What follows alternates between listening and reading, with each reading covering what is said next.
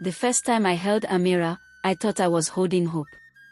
Her tiny fingers curled around mine, her breath soft and warm. I believed that no matter what happened, love could protect her. But the world had other plans. Hours later, they told me she was gone. Buried. Gone forever. I stood there, trembling, my arms empty, my heart shattering. I begged them, cried out, but no one listened. The hospital staff looked away, neighbors whispered behind cupped hands, even my own family's eyes were cold. She's cursed, they said. Her mother brought misfortune. Night fell, and the dreams began. Dreams of her tiny hands clawing through the soil, her soft cries piercing. I didn't know if I was losing my mind, or if the universe itself had decided to fight for her. One thing was certain, the people who thought they could take my child, they would regret it. And I would stop at nothing to find her.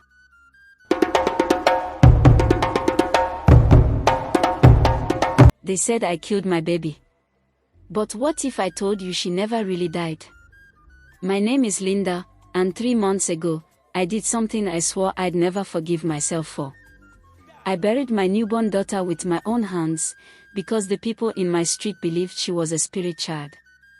They said her pale skin and strange, silver eyes meant she wasn't human. Even my own mother told me, better to lose one child than lose your whole bloodline. I still remember standing by that shallow grave at midnight, shaking as I covered her tiny body with soil.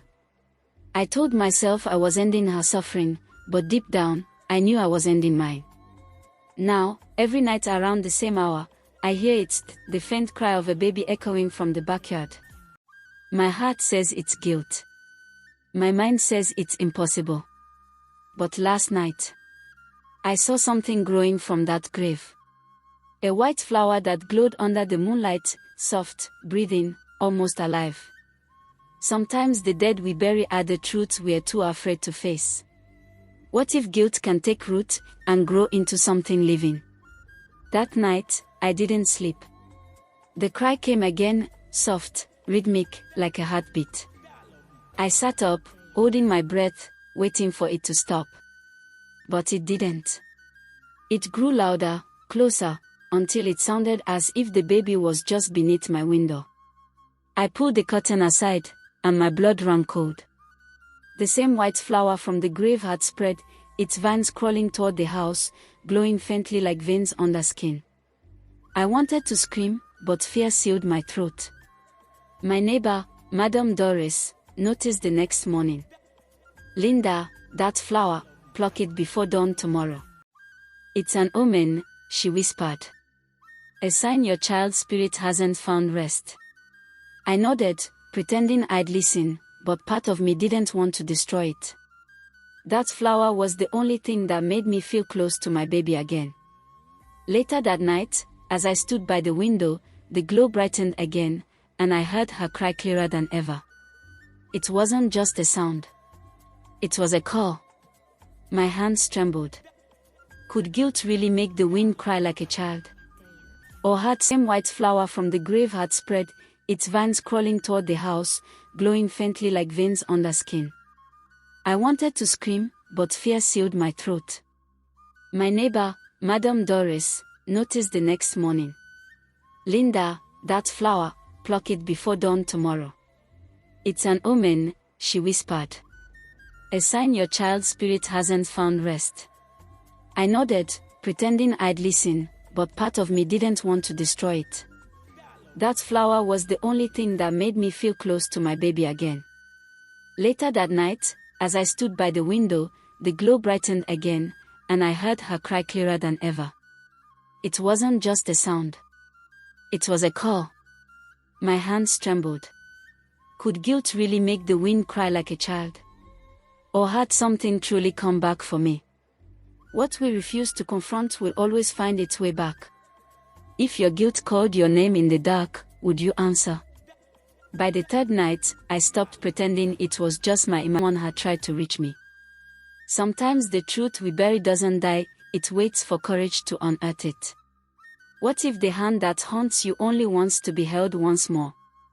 The next morning, I went to the town clinic, the same one where my daughter was born. I told myself I just needed air, people, normal sounds. But when I saw Nurse Sophia, my chest tightened.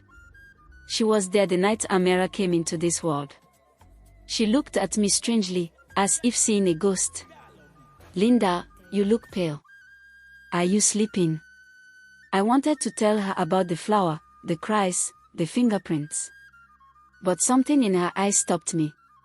Instead, she said quietly, you should know, strange things have been happening.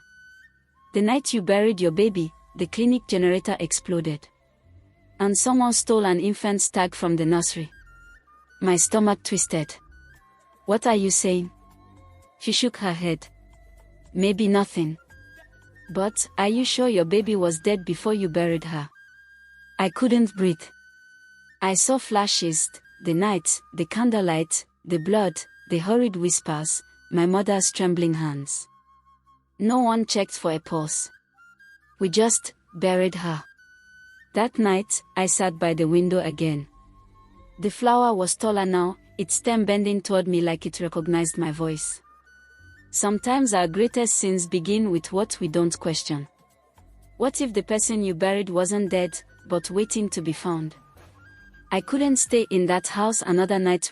Wrapped in the old white cloth I buried her in, was something warm. I pulled it closer, heart pounding, and the cloth moved. My scream tore through the morning silence. The bundle twitched again, and from inside came a weak cry. I stumbled backward, trembling. I wanted to run, but my legs locked. The flower beside the grave began to wilt, its glow fading, as if its life had been traded for something else. When I finally found courage to look again, the cloth had stopped. A woman stood there, drenched from the rain, her eyes calm but piercing. She held a small satchel and smiled faintly. You're Linda, she asked. I nodded, unsure whether to trust her. Who are you? My name is Pamela. I know what happened to your daughter, she said softly. I've been watching. You did what you thought was right, but someone else made sure she survived. My chest tightened. What do you mean? How? Who? Pamela shook her head. I can't say yet. But she's alive. And the world will try to make you believe otherwise. You have to protect her, Linda. No one else will. I felt tears sting my eyes. Relief mixed with terror.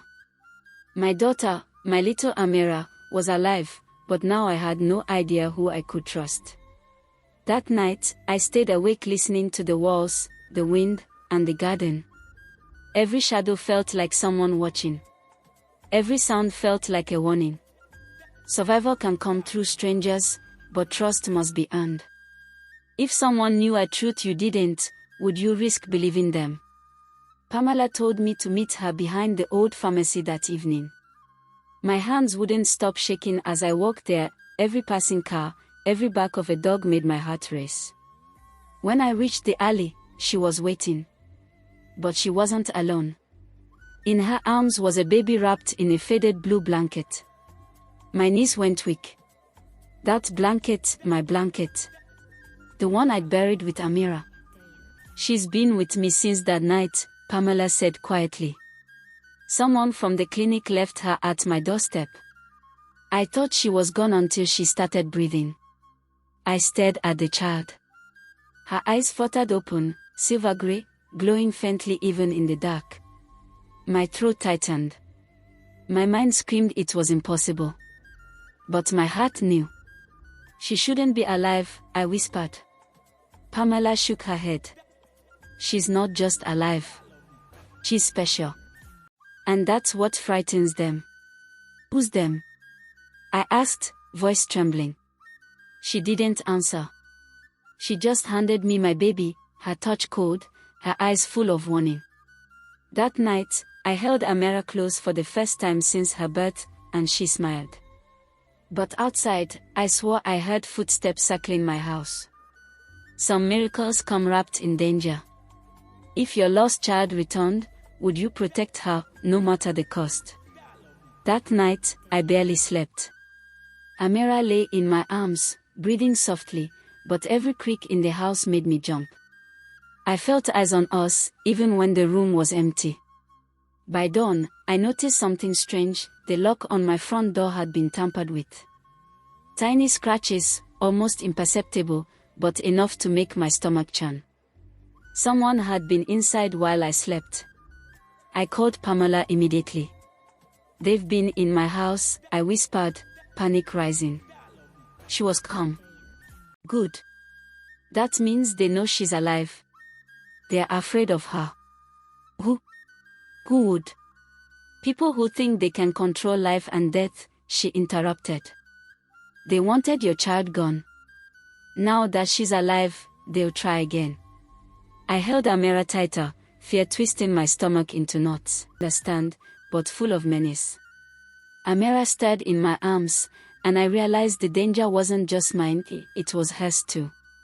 The world outside had grown darker overnight, and I knew the only way to keep her safe was to face it head-on. True danger often hides in plain sight, waiting for the weakest moment. If protecting someone you love meant standing against unseen threats, would you dare? I thought I was prepared. I thought I could hide Amira and survive the whispers and shadows. I was wrong. It happened just after midnight. I woke to a loud crash. The kitchen window had been smashed. Cold wind rushed in, carrying a faint metallic scent. My heart slammed in my chest. I grabbed Amira, trembling, and ran toward the back door. Before I could reach it, a figure lunged at me from the shadows. I screamed, swinging my arm, and somehow managed to hit them with the blanket I had wrapped around Amira. They stumbled backward, but in the chaos, I saw something that froze me, a small metallic tag, the same type the hospital used to identify babies. Pamela had warned me they were tracking her from the clinic. But how had they found me here, in my own home? I bolted out the back door, clutching Amira tight. The cold night air beat at my skin, but fear fueled my legs. I didn't stop until I reached Pamela's safe house, a small, hidden apartment in the next part of town. For the first time, I allowed myself to cry. My daughter was alive, but the people who wanted her dead were closer than I imagined. Survival doesn't guarantee safety. Vigilance is as vital as love. When those who seek to harm you are closer than you think, how far would you go to protect what matters most? Pamela's apartment was small but secure. For the first time since Amira's birth, I felt a sliver of safety.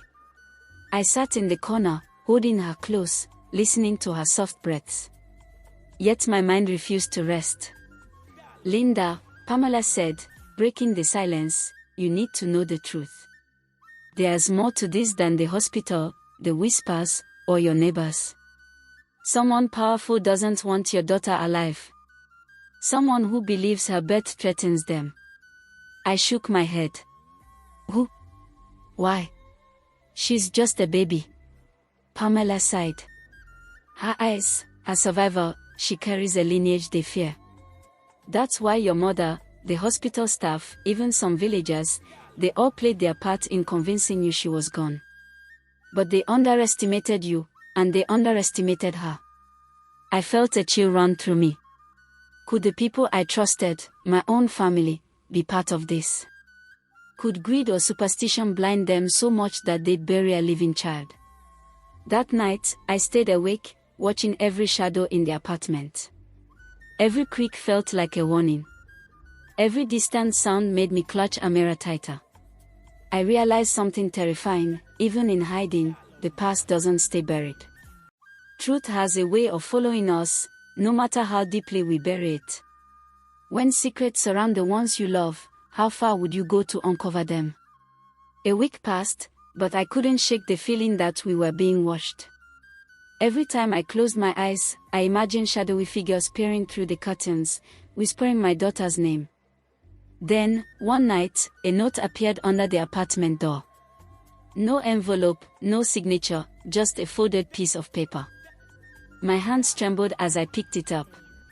Written in jagged handwriting were 3 words: "She will die." I felt panic clawing at me.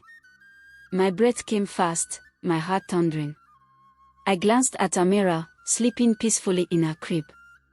How could anyone threaten someone so small, so innocent? I called Pamela immediately. She was calm, almost too calm. Linda, she said, they are testing you. Whoever sent that knows you're hiding her.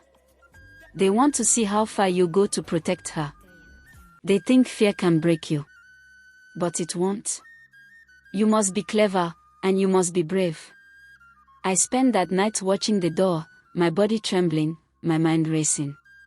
Every creak, every distant footstep, made my heart jump. Yet in the midst of fear, I realized something: my love for Amira was stronger than their threats. Threats cannot overpower love, fear is only powerful if we let it be. When someone threatens the life of your child, would fear stop you or fuel you? By the next morning, I knew a spark of control.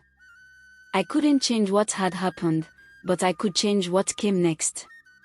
That night, I packed only the essentials: a few clothes, blankets, food, and Amira's small blanket. Every sound made me flinch: the hum of the heater, the rain tapping the window. My hands shook as I wrapped my daughter close. We left just past midnight, moving quietly through the alleyways. Pamela led the way, whispering warnings about who might be watching. The streets were empty, but my heart thumped as if the shadows themselves were chasing us. For the first time in months, I felt a glimmer of hope. I realized love and courage could outpace fear, if only I had the strength to run. Sometimes survival requires leaving everything familiar behind. Would you risk the unknown to protect someone you love? We arrived at the safe house just before dawn. It was small, tucked behind tall walls and thick ivy, but it felt like a sanctuary.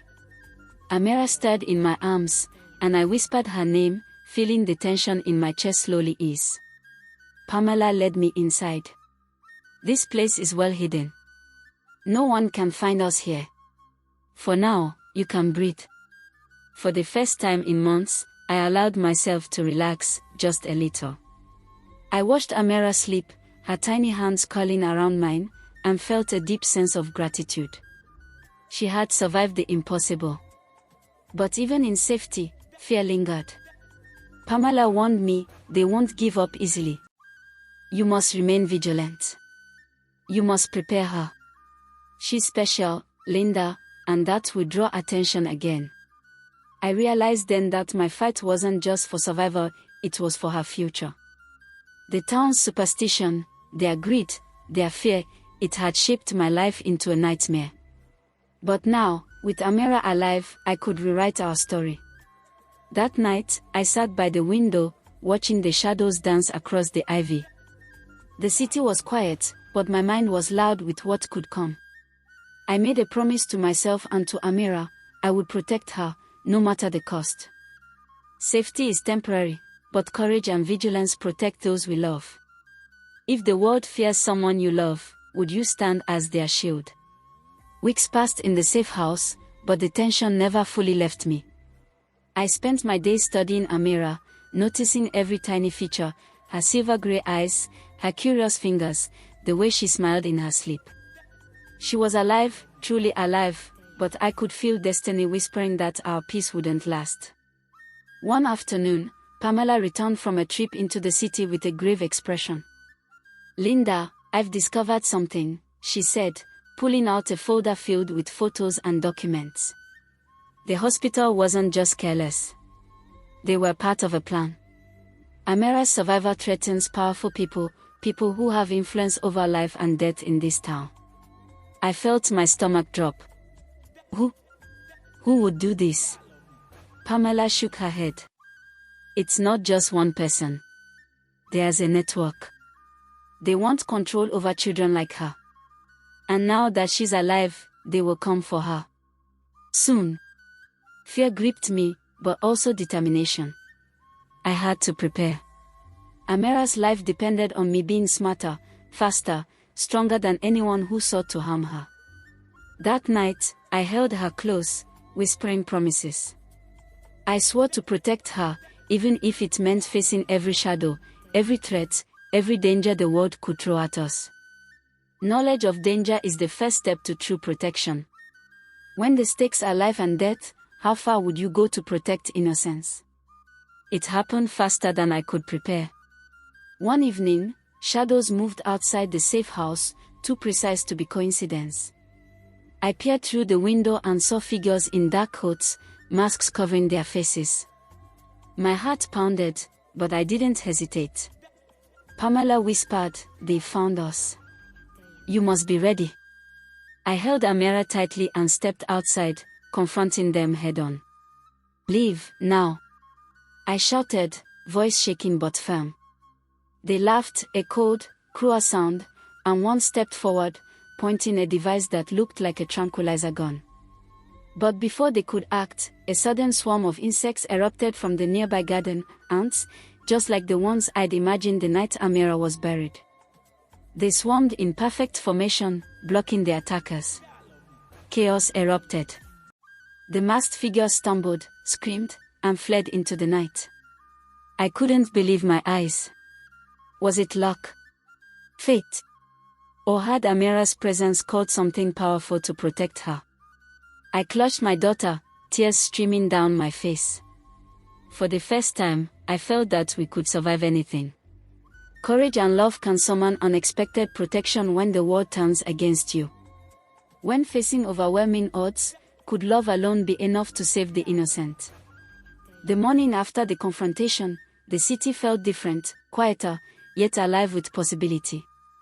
The danger hadn't vanished completely, but Amira and I were still together, and that was everything. Pamela helped me settle into a small, hidden community that valued protection over superstition. The neighbors didn't question her unusual eyes or the story of her survival, they simply welcomed us.